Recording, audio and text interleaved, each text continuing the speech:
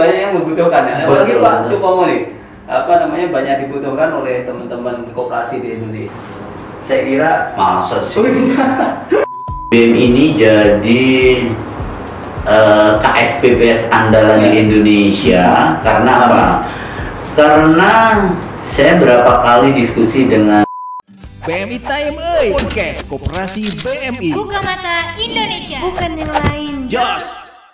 Assalamualaikum warahmatullahi wabarakatuh. Jumpa lagi bareng saya Sularto di acara kebanggaan kita Buka Mata Indonesia. Jadi alhamdulillah siang hari ini sudah bersama saya ya Pak Dirut LPDB KUMKM Pak Supomo. Saya sapa. Assalamualaikum Pak Supomo. Waalaikumsalam. Boleh buka masker ya? Ya kayaknya boleh dibuka Pak, karena kita kebetulan sudah prokes juga Pak. Iya, saya juga udah vaksin juga, udah antigen juga tadi. Iya, iya. Alhamdulillah Pak, siang ini kita diberikan kesehatan. Iya ya, sekarang penting nih sehat. Betul, nih Pak. Harus kayaknya. Iya. Iya, kalau nggak sehat ya memang apa ya, masyarakat butuh kita Banyak sehat butuh juga. kita sehat. Iya. Masih banyak yang membutuhkan ya. Apalagi Betul, Pak betul. Supomo nih, banyak dibutuhkan oleh teman-teman koperasi di Indonesia. Saya kira Masa sih? Oh iya, betul Pak. Baik Pak, ini sekali lagi mewakili pengurus, pengawas, dan manajemen juga anggota koperasi BMI, kami sampaikan terima kasih atas kedatangannya Pak. Kita ingin ngobrol-ngobrol ceritanya nih Pak, Iya. tentang peran fungsi LPDB KUMKM, terutama pada masa pandemi ini ya Pak. Tapi pertanyaannya saya kira yang pertama, mengapa harus ada LPDB KUMKM Pak? Latar belakangnya seperti apa sebenarnya? Oh gitu ya. Wah, ini Sebagai satu unit di bawah Satuan Kerja Kemenkom. Iya. Terima kasih nih para pemirsa semuanya gitu. Alhamdulillah saya bisa nyampe di studio podcastnya Buka Mata Indonesia gitu kan di Koperasi BMI ini. Wah, luar biasa nih. Jadi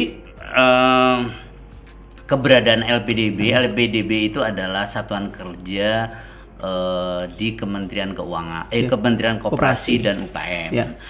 Jadi keberadaan LPDB itu memang untuk menunjang program-program dari kementerian. Ya. Yang utama adalah meningkatkan atau menumbuh kembangkan yaitu koperasi dan UKM. Iya. Lah di masa pandemi ini LPDB perannya diminta untuk lebih berperan aktif gitu. Alhamdulillah kemarin di tahun 2020 Iya. di masa pandemi ini LPDB dipercaya oleh pemerintah untuk ikut menyalurkan program pemulihan ekonomi nasional. PEN ya, gitu. Pak? PEN, Iya. iya. Dan alhamdulillah kita diberi suntikan dana waktu itu kurang lebih 1,3 triliun. 1,3 ya Pak. Alhamdulillah udah tersalurkan Sudah semuanya. tersalurkan. Malah kurang kali ya Pak. Malah kurang. Salah satunya untuk BMI ini. Gitu. Kemudian kan kalau nggak salah bulan-bulan November ya Pak, ada di LPDB KUMKM itu ada new LPDB atau transformasi itu yang terkait dengan perbaikan tata kelola dan sebagainya lah itu. Itu kira-kira arahnya kemana sebenarnya Pak? Ini terkait dengan pandemi atau tuntutan ada pandemi nggak ada pandemi tetap harus visi baru? Kalau itu tuntutan Tuntutan, sih, ya. tuntutan. Jadi pandemi itu kan salah satunya Ya. aja. Jadi tuntutan zaman memang sebelum pandemi itu kan yang namanya transformasi, inovasi Ya. itu kan memang apa ya istilahnya adaptif gitu Iya, kan adaptif. orang apa dengan kondisi yang ada gitu kan. Sedangkan pada waktu itu teknologi udah maju, udah berkembangnya begitu pesat. Iya. Jadi mau nggak mau LPDB harus ikut itu. Jadi tuntutan memang. Jadi LPDB mentransformasikan kalau istilah saya itu apa ya? New LPDB. New LPDB ya. Jadi New LPDB waktu itu ditandai aja sih sebenarnya. Ditandai dengan kita meluncing logo baru. Iya, logo baru. Kenapa ditandai gitu? Jadi sebenarnya nggak ada artinya sih kalau logo itu baru, tapi Spiritnya? jiwa dan spirit dari yang ada di dalam LPDB-nya nggak berubah gitu. Jadi sebenarnya itulah yang kita gugah, sehingga ada tonggak sedikit tanda bahwa ini loh, dengan adanya logo baru yang dinamis, roda berputar, ya kita harus mengikuti itu. Jadi itu. Pak Supomo sendiri di LPDB itu dari kapan Pak ini? Saya itu kebetulan berbarengan dengan adanya pandemi COVID-19. Jadi saya masuk LPDB itu tanggal 9 Maret 2020. Jadi menyongsong COVID nih. Menyongsong COVID. Iya, itu. Reformasinya kan dalam bentuk, kalau saya baca ini ada good governance, kemudian risk management, kemudian ada compliance Pak. Ini terjemahannya seperti apa ya Pak? Jadi yang namanya kita itu berada di satu ekosistem pembiayaan ya. Ekosistem suatu suatu transformasi, mau nggak mau kita harus ikut dalam link itu, di mana ada UKM yang bernaung di koperasi, butuh lembaga pembiayaan, kemudian muncul kan suatu sirkuit ekonomi lah, lingkaran ekonomi, circle ekonomi gitu kan. Circle, ya. Nah, LPDB itu kita harus governance. Kalau nggak governance nggak bisa, gitu. Itu satu.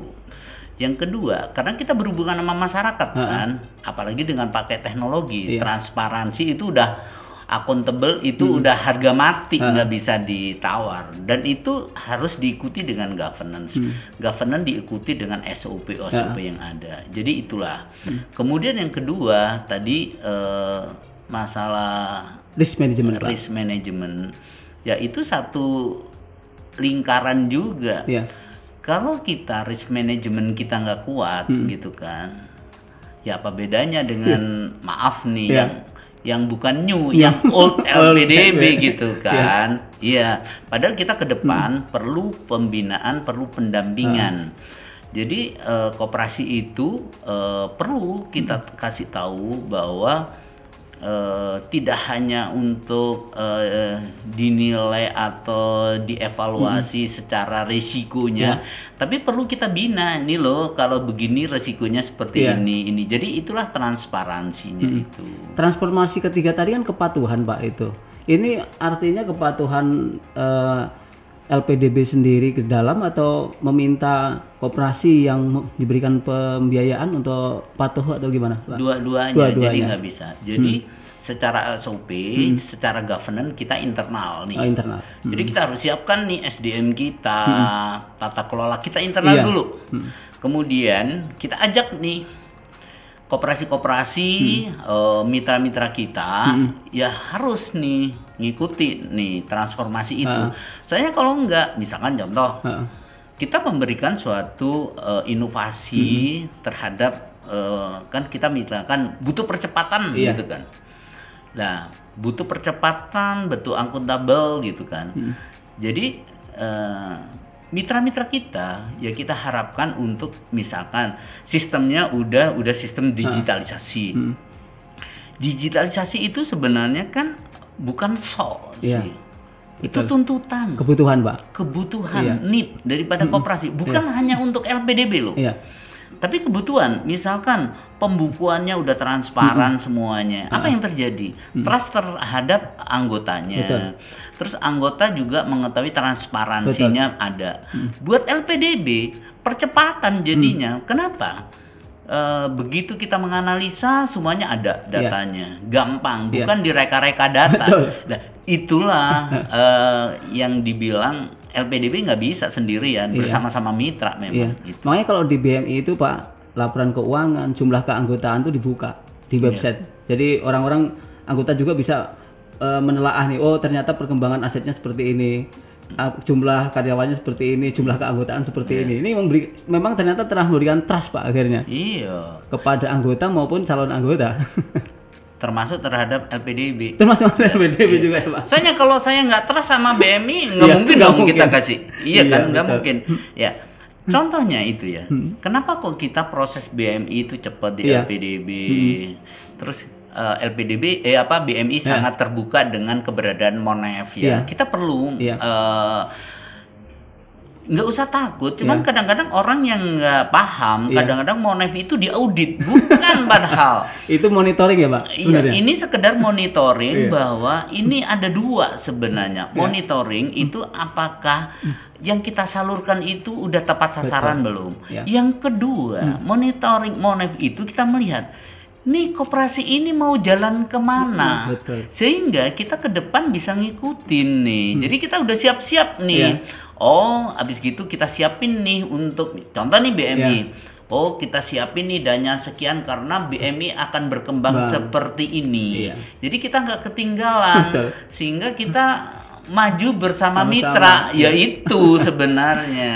Ya, jadi mudah-mudahan ini podcast ini bermanfaat buat teman-teman koperasi yang mitra LPDB maupun yang belum. Jadi kebetulan kita ada Monef itu monitoring. Kebetulan tadi dari kemarin nih Pak, teman-teman LPDB pada kesini nih. Jadi teman-teman tim kami dari divisi manajer pendanaan melaporkan, memberikan review lah gitu. Jadi itulah yang disebut monitoring saya kira Pak. Iya, kita butuh feedback. Sebenarnya gitu. Jadi apa yang kita berikan pembiayaannya itu udah tepat sasaran belum? Kira-kira kendalanya apa? Emang ada koperasi yang takut Pak penerima ini? Ya, kita nggak boleh ngomong di sini. Cuman memang ada gitu.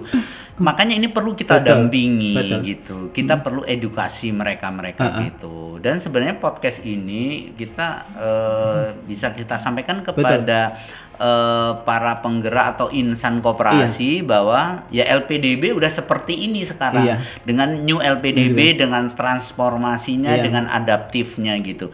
Sebenarnya banyak keuntungan yang tadi udah saya sampaikan. Begitu udah by sistem digital buat LPDB gampang kok, tinggal mencet aja. Oh, ini loh tambahan anggotanya. Ini anggota yang baru. Oh, ini loh dana LPDB dipakai untuk yang produktif yang ini. Kan gampang jadinya kan. Udah. Kalau itu bisa ditunjukkan ya Monef tinggal mikirinnya ini mau dikembangkan kemana BMI-nya ini gitu loh. Lalu Pak, ini kan PEN ini yang tadi 1,3 triliun ini kan percepatan uangnya sudah sudah teralokasi. Sebenarnya waktu itu proses percepatan yang dilakukan LPDB gimana Pak untuk bisa memberikan penyaluran sementara LPDB pada saat itu kan pandemi. Harus hati-hati misalnya. Oh, bisa yakin koperasi ini sekian, koperasi ini sekian. Begini gimana Pak? Jadi gini nih. Jadi ini sedikit buka dapur nih. Buka dapur. Jadi waktu itu memang kita alhamdulillah pada saat bulan Desember udah habis semuanya. Kita dikasih itu bulan Julian gitu waktu itu. Jadi satu ya kita dengan berbagai macam keterbatasan waktu itu LPDB intinya kan harus hadir di tengah-tengah masyarakat dengan berbagai macam kendala. Transportasi kita terbatas, penerbangan juga terbatas, kita OTS juga terganggu gitu kan. Ya kita jangan sampai kalah cerdas gitu. Pada saat kondisi seperti itu, alhamdulillahnya gitu, para calon mitra, karena kan ketahuan nih, koperasi yang maaf nih, yang abal-abal lah kasarannya, gitu. Kita ya jangan kalah cerdas gitu. Begitu kita cross ini satunya, oh kok nggak nyambung ya, udah dulu nih, kita perlu benahin, ya itu. Jadi untuk koperasi-koperasi yang sudah kayak BMI ini kemarin nih, kan dapatnya juga pada saat masa pandemi kan, betul, gitu. Pak, betul. Gitu. Atau ada beberapa koperasi yang lain gitu di Indonesia Timur lah, di Indonesia yang bagian barat gitu, di Jawa Tengah, Jawa Timur. Itu kita terbatas juga sebenarnya untuk OTS-nya. Tapi karena didukung oleh teknologi dia, keterbukaan dia, transparansinya dia. Jadi kita menganalisa laporan keuangan pun maupun kita mau konfirmasi ke bentuk apapun gampang. Itulah. Tapi itu memang kita lakukan gitu. Jadi itu inovasinya. Contoh, saya nggak bisa OTS, tapi apa yang harus kita lakukan kan begitu. Gitu. Saya kira profesionalitas itu kan terbaca dari ini ya Pak, dari beberapa kali kunjungan saya kira ya. Iya, kayak gitu. Kan nggak harus terus harus sekian kali kunjungan baru kita dapat kan. Betul, iya, kadang-kadang sekali kunjungan aja karena kita udah dapat semuanya, semua terkonfirmasi. Ya udah, mau apa lagi gitu kan. Gitu. Soalnya kalau ini terlalu dipikirin, dikangkangin, kita kan mikirin yang lain lagi. Betul. Gitu kan, baru pindah. Makanya itulah yang dimaksud dengan percepatan. Ya. Apalagi waktu itu memang dengan program PEN ini kan ya yang bisa dirasakan lah ini bahwa bagi hasilnya juga murah, Iya, betul, marginnya. Dari 6 diturunkan lagi ya Pak? Ya, turunkan lagi untuk yang konven Jadi 3%. 3%, ya. Kalau untuk yang syariah itu 20 atau 30% gitu kan. iya. Itu kalau dikonversi ya hampir sama. Hampir sama dengan 3% gitu. Dan ada flexibility. Misalkan flexibility untuk beberapa dengan kondisi ini kan cash flow kadang-kadang masih harus membina anggota-anggotanya. Iya. Ya kita kasih grace Karena period. ada relaksasi itu ya Pak? Ada relaksasi juga gitu. Terus ini Pak, sampai hari ini kalau sejak LPDB berdiri ini kira-kira berapa mitra koperasi yang sudah diberikan penyaluran Pak? Atau bisa disebut jumlah misalnya berapa nominal? Kalau nominalnya itu udah 13 triliun 13 something. iya. 13, something lah triliun ya. Iya. Itu untuk LPDB gitu. Ya. Kalau mitranya udah 3.000 berapa ya Oh, itu? sudah Lupa di- saya. Sudah di atas 3.000 koperasi berarti ya Pak? Waktu Koperasi itu- sama UKM. Karena Oh, iya. dulu itu LPDB kan baru periode Pak Menteri Pak Teten ya Iya. untuk tahun 2000 Khusus awal koperasi. khusus untuk koperasi. Karena kan kita under kementerian, Betul. wajar lah gitu. Soalnya kalau enggak siapa yang ngurus koperasi dengan Iya. kondisi pandemi kayak gini Iya. gitu. Itu Jadi UKM-nya akhirnya didorong melalui koperasi ya Koperasi, Pak? iya. Bukan langsung dari LPDB ke UMKM ya? ya kalau LPDB ngurusin kok Wow, bisa. UKM 64 juta gitu kan. Tapi pernah- 6,4 juta. Pernah begitu ya Pak? Pernah awalnya juga Wah. gitu, akhirnya kan nggak nyampe-nyampe Nggak gitu kan, nyampe-nyampe nggak ya? nyampe-nyampe gitu. Nah, tapi kalau contoh nih BMI Iya. nih, anggota BMI aja berapa ribu? Ya kan totalnya ada 280.000 Pak. Lah, otomatis yang dapat itu Iya. katakanlah 30%-nya Iya. aja udah berapa Iya. itu kan? Dengan satu kita ngasih BMI, Iya. yang kena berapa Iya. gitu kan? Itu. Terus ini Pak, berarti kalau sekarang kan bukan koperasi simpan pinjam aja ya Pak, artinya koperasi sektor real, konsumen, produsen ada yang kena LPDB juga ya? Iya. Nah, di masa pandemi ini? Jadi program Pak Menteri itu karena sekarang ya nggak tahu nih LPDB didapuk terus-terusan nih, udah dikasih seluruh koperasi, nih ayo meningkat lagi nih, kamu udah tahun kemarin udah berhasil nih. Dari target kan Iya. kemarin ditargetin 1,8 triliun, Iya. saya bisa berhasil sampai 2 triliun Wah, lebih. lebih. Nih sekarang udah gerak lagi nih sektor real nih karena dengan adanya pandemi berkepanjangan ini kan sektor real gimana nih, nggak ada yang ngurus nih gitu kan. Iya. Oke, LPDB akan masuk juga mulai ini. Jadi tahun kemarin cuma 2% nih sektor real. Iya. Sekarang per semester 1 aja udah kita 15% dari portfolio kita udah ke ini sektor real. Ya. Gitu. Kalau mau sambil minum diminum dulu Pak. Iya, kayaknya perlu nih. Perlu Pak. Perlu minum. Karena dari Jakarta kan jauh Pak. Ya.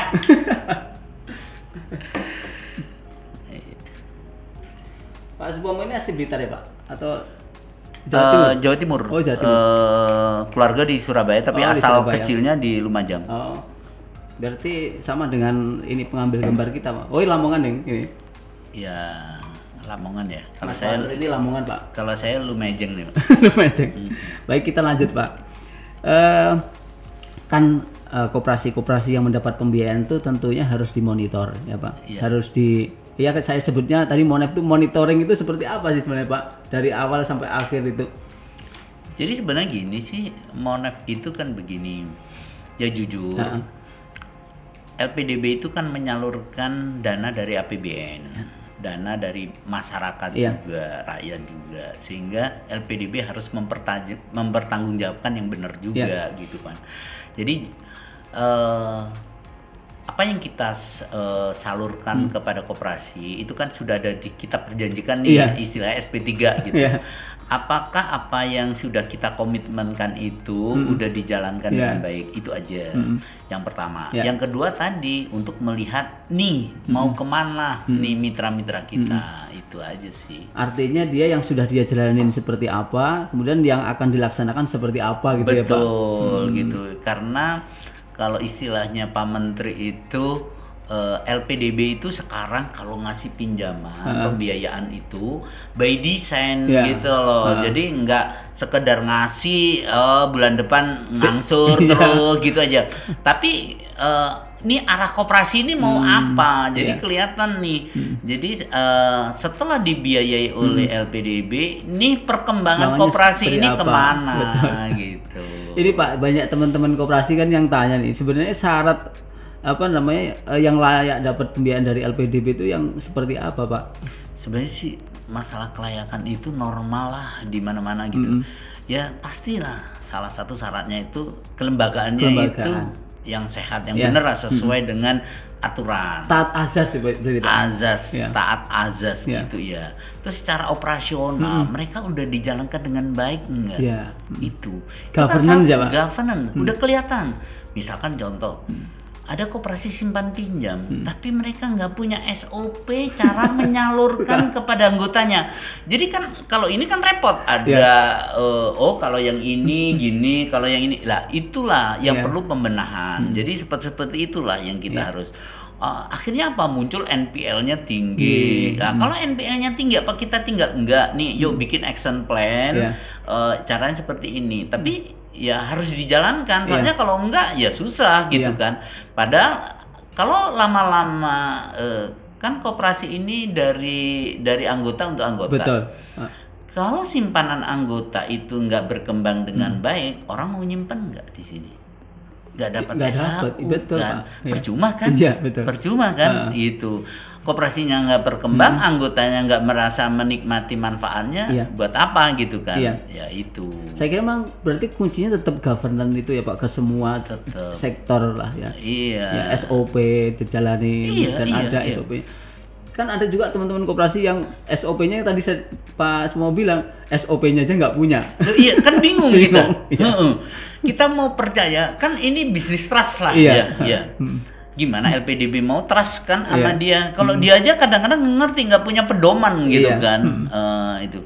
Padahal meskipun kecil, koperasi yang kecil, mumpung masih kecil, yuk bikin kan. Nah kalau ini distandarisir, governance-nya jalan, kan akhirnya anggota kalau ke koperasi ini loh patuh ini ini gitu, akhirnya kan menarik ke anggota yang lain gitu. Itu sih ini koperasi BMI Pak.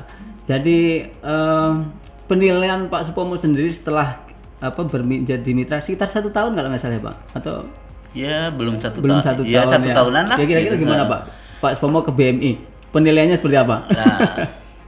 Jadi penilaian saya ke BMI, kenapa kita top up ya, jujur. Bahkan Pak Menteri udah sampai ke sini. Saya pun sampai hari ini ke sini juga. Artinya itu begini sih. Kenapa kok LPDB itu memberikan kepada pembiayaan kepada BMI? Satu, BMI itu governance-nya udah bagus. Secara kelembagaannya bagus gitu, dan punya visi ke depan gitu. Dan kalau lihat itu pengurusnya itu loh, kalau aku udah umur ini milenial semuanya gitu. Kalau diajak misalkan gadget yang macam-macam, kalah nih saya itu. Artinya apa? Dan pengurus inti memberikan peluang kepada pengurus yang lain, manajer-manajernya semuanya, dikasih wadah, kesempatan. Kalau enggak, ini kan mau gimana sih koperasi ini kan kayak gitu. Karena anak muda lah sekarang yang punya peran yang kayak gitu. Ya saya kira begitu Pak. Jadi kita nggak perlu ego lah kalau kayak gitu. Kalau ini harapan ke koperasi BMI hari ini terus ke depan seperti apa yang diinginkan Pak? Ya kalau keinginan saya BMI ini jadi KSPPS andalan di Indonesia. Karena apa? Karena saya berapa kali diskusi dengan dengan Pak Kambara gitu kan. Itu salah satu tokoh koperasi juga kan. Ya kita acungin jempol lah. Maksudnya visi beliau memberikan kesempatan kepada teman-teman anggota pengurus yang lain yang milenial, memberikan panggung juga kan. Jadi saya melihat kok saya punya keyakinan dengan berbagai macam diskusi kita bahwa nantinya BMI ini akan jadi suatu koperasi andalan Indonesia loh. Bener. Berarti yang tadi ke holding segala itu Pak pernah kita yang kita diskusikan. Iya, kan kita udah diskusi. Sepintas aja diskusinya nyambung gitu loh. Maksudnya nyambungnya begini. Oh iya, ternyata punya visioner yang bagus. Kenapa? Ini kita perlu diskusi lagi untuk menentukan timeline. Jangan sampai ini kita kan ini masa pandemi. Enggak bisa. Kehilangan momen kalau begitu, Pak. Kehilangan momen. Nih mumpung ayo nih. Mumpung masih ada LPDB. Untung ada LPDB kan? Iya. Maksudnya begini, nih ayo timeline ini nih kapan akan menjadi holding? Kapan akan menggerakkan unit ini? Kapan ini? Itu. Lah, tadi saya diskusi dengan para manajer, para pengurus yang lain. Itu kan wah, begitu ini. Makanya saya punya keyakinan gitu. Ayo LPDB pasti support kalau udah seperti ini. Karena ini akan menjadi prototipe bahwa koperasi yang berkembang dan bisa sebagai contoh untuk koperasi-koperasi lain di Indonesia gitu. Sebenarnya kita ngobrolnya seru Pak. Ya, tapi sepertinya Pak Supomo punya kesibukan di tempat lain. Mungkin bisa closing harapan ke di masa pandemi seperti ini baik koperasi BMI maupun ke koperasi secara umum Pak, kira-kira seperti apa nih Pak? Ya, harapan saya sih kepada teman-teman gerakan koperasi itu mudah-mudahan pandemi ini cepat berlalu. Ayo untung masih ada LPDB yang kondisi sekarang kita benahi governance-nya semuanya. LPDB pasti akan support karena pemerintah melalui Kementerian Koperasi bersama satuan kerjanya yaitu LPDB itu punya komitmen yang luar biasa untuk menggerakkan koperasi-koperasi, bahkan kita merambah ke koperasi sektorial gitu. Jadi udah mulai ke sektorial yang dulu nggak ini nggak kesentuh gitu. Sekarang kita pun harus mulai menyentuh ke sektorial. Dan jadi semakin banyak koperasi sektorial juga sebenarnya Pak sekarang ini ya. Iya, karena dulu mungkin nggak kesentuh ke ekosistem pembiayaan sehingga mereka tentang kelembagaan, tentang governance-nya itu belum punya model. Makanya ini kita ngembangkan beberapa model di daerah yang sudah mulai berhasil lah ya.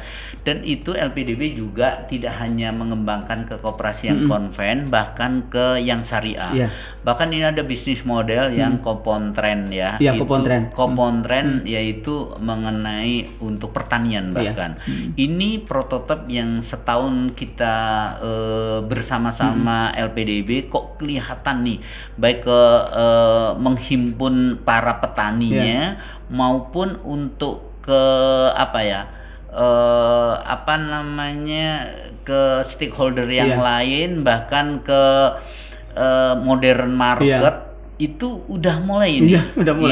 Jadi ini yang akan kita kembangkan, bahkan laporan Pak Menteri kita udah melaporkan ke Pak Menteri, wah ini perlu dikembangkan nih. Kemarin Pak Menteri ke Jawa Tengah, ini perlu diiniin. Itulah yang istilah Pak Menteri di daerah itu banyak loh lokal hero. Istilah Pak Menteri itu lokal hero sih. Ada yang disebut champion ya Pak. Champion, apalagi di sektor pertanian gitu kan. Ya Indonesia ini apa kalau nggak pernah, apalagi di kondisi pandemi, pertanian nggak kena loh. Betul. Iya itu. Harusnya sektor pandemi seperti ini agrobisnisnya pengolahannya yang lebih maju harusnya Pak, karena harus pengawetan macam-macam itu ya. Jadi sebenarnya sih yang penting masyarakat Indonesia sebenarnya kalau ada pendampingan dan ada kepastian. Jadi ada pendampingan, ada kepastian. Kepastian ini apa? Kepastian pasar, kepastian harga. Sehingga kalau kita membentuk suatu koperasi, koperasi ini sebagai sebagai off takernya gitu kan. Nanti petani kecil-kecil ini ya udahlah nggak perlu berhubungan sama market. Jadi berhubungan aja sama koperasi. Lah nanti LPDB bersama-sama koperasi sektorialnya ini yang urusan sama off-takernya, modern market online maupun ekspor, gitu itu. Dan ini udah jalan nih, ini perlu kita prototipekan. Nah, silakan nih BMI untuk anggota-anggotanya, kalau ada suatu komunitas, misalkan holti atau pertanian atau perikanan, yuk. Nih, kita grab, kemudian bentuk berkooperasi. Nggak apa-apa nih jadi anggotanya BMI juga, jadi anggota koperasi ini. Apalagi BMI mau jadi holding. Lah, nanti urusan LPDB cuman holdingnya aja kan nggak repot juga. LPDB nggak repot gitu kan. Yuk, nanti yang berhubungan sama market dan ini kan milenial banget nih BMI kayak gitulah. Baik Pak, ini kita sambung lagi di podcast yang kedua nanti sama Pak Supomo, mungkin kita yang berkunjung ke kantor LPDB. Boleh. Baik pemirsa BMI News, itu tadi ngobrol-ngobrol saya dengan Pak Supomo. Ternyata heboh sekali kita perbincangan kali ini Pak, dan saya kira sangat bermanfaat untuk teman-teman koperasi di seluruh Indonesia tadi Pak. Informasinya ini bisa diserap ya. Yang belum subscribe bisa subscribe ke BMI News channel YouTube kita. Dan sekian, terima kasih Pak. Ya, sama-sama, terima kasih. Assalamualaikum warahmatullahi wabarakatuh. Waalaikumsalam warahmatullahi wabarakatuh. BMI Time Podcast Koperasi BMI. Buka mata Indonesia, bukan yang lain. Jos.